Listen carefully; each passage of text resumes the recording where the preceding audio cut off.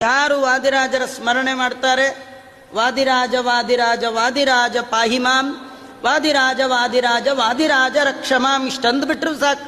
ಅವರ ನಾಮಸ್ಮರಣೆ ಸಾಕು, ಅವರ ಕಥಾ ಸಾಕು, ದೊಡ್ಡವರ ಕಥಾ. ಅವರು ಇಂಥ ಕಡೆ ಬಂದ್ರು, ಇಂಥ ಕಡೆ ಕೂತಿದ್ರು, ಇಂತೆಲ್ಲ ಮಹಿಮೆಗಳನ್ನ ಮಾಡಿದ್ದಾರೆ ಅಂತ ಸ್ಮರಣೆಗೆ ತಂದುಕೊಂಡರೂ ಸಾಕಂತ.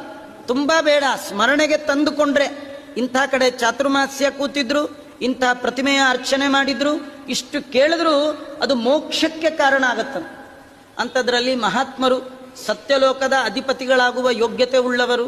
ವಾದಿರಾಜರ ಬಗ್ಗೆ ಹೇಳಿದರೆ, ವಾದಿರಾಜರ ಗ್ರಂಥಗಳ ಬಗ್ಗೆ ಸ್ವಲ್ಪ ಶ್ರವಣ ಮಾಡಿದರೂ ಕೂಡ ಅತೀ ಪುಣ್ಯ.